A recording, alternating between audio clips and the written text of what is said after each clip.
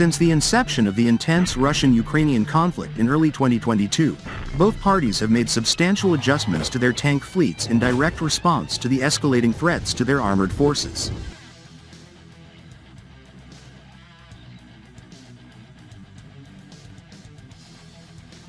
The Russian T-90M proraiv tank has proved itself to be the world's best in the real combat environment, Deputy Chairman of the Security Council Dmitry Medvedev said in an interview with Al Arabiya Television recorded during the visit to the Yerevan plant.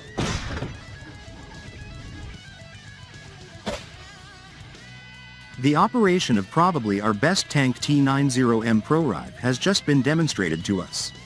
Many experts, I am not talking about the military proper, believe this is the best tank of our time, compared to Western counterparts in particular, Medvedev said. Any performance characteristics, when comparing them on paper, say nothing, he noted. The main issue is how a certain type of weapons, materiel will perform in real combat environment. The T-90M proraiv tank showed itself as the best tank in real combat, the politician stressed.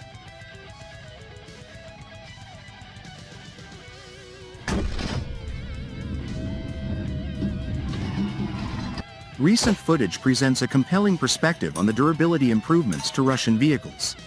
One notable example is the Russian T-90M tank, which remarkably survived a Ukrainian drone attack, offering valuable insights into these advancements.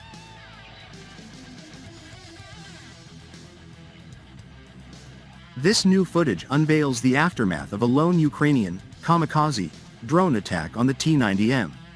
The visuals highlight discernible damage to the tank's protective features and metal canopy. Notably, the KONTAKT-1 explosive reactive armor blocks on the protective roof display signs of detonation.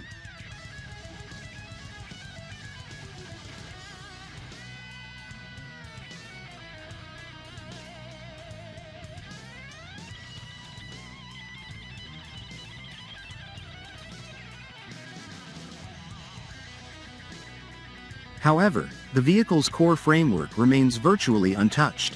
Despite showing signs of the attack, the tank appears ready for battle. Furthermore, with only minor maintenance required to replace the damaged protective systems, the possibility of restoring it to frontline service is quite promising.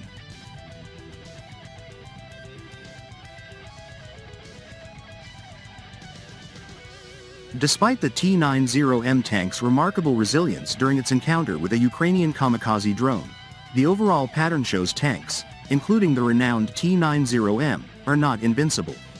Additional armoring such as grills on top of the dome may provide some protection, primarily against misdirected drones.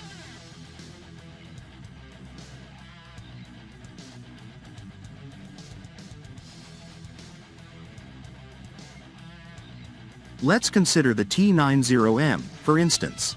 Its Achilles heel lies at the junction between the chassis and the turret, a point of vulnerability when facing kamikaze drones.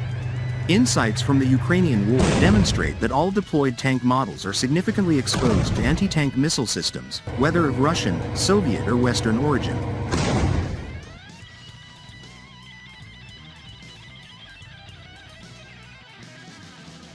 Regardless, it appears the potential loss of tanks doesn't particularly perturb the Russians. So, put yourself in their shoes and ask, how many tanks can Russia realistically afford to lose? The answer: as many as their budget allows. For almost 2 years, the Kremlin has been ramping up its tank manufacturing drive.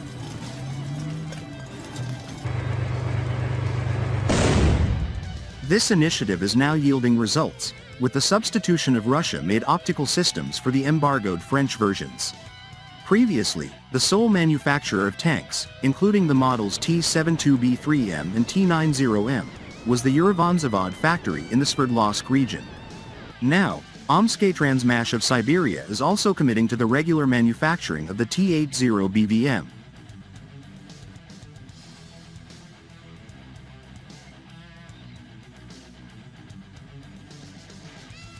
Speculations about the exact number of fresh and upgraded tanks these factories can produce continue. This past April, CNN conjectured that Yerevan was producing about 20 tanks per month. However, just a few weeks earlier, Defense Express proposed a combined delivery of 90 tanks monthly from Yerevan, Transmash, and other modernization workshops.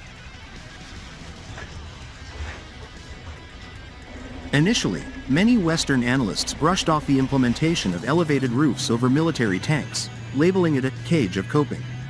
However, its defense against a drone strike demonstrated in Ukraine signifies that this approach is here to stay.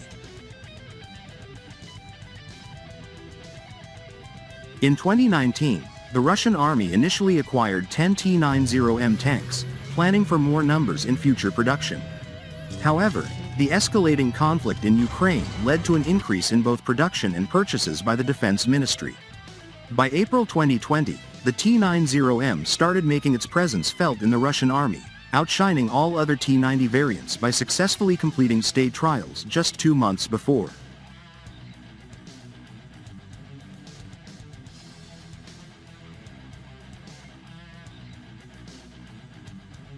This top-grade tank possesses an array of outstanding features. Equipped with sturdy base armor, it significantly increases its defensive capacity with the avant-garde Relikt explosive reactive armor. It further boosts its vitality with advanced fire control systems supplemented with third-generation thermal sights and an exclusive provision of a thermal viewer along with a digital display dedicated to the commander. Benefiting from the newly integrated autoloader and main gun, T-90M tanks can now effortlessly adapt to longer APFSDS rounds, considerably enhancing their ability to penetrate enemy armor. Moreover, the tank's survivability has been escalated with a new protective structure for the autoloader carousel, which segregates the ammunition from the crew, thereby radically reducing the risk of internal explosions.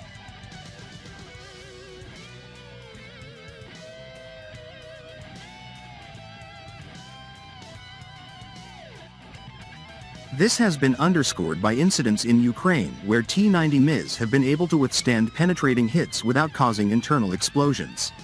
Owing to this, the vehicle has garnered high praise for its effective engagements on the Ukrainian battlefront.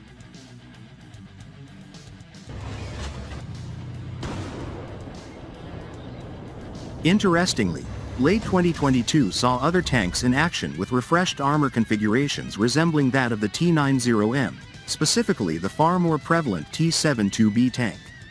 These alterations have kindled rumors of a potential redesignation of these refurbished tanks as T-72B4.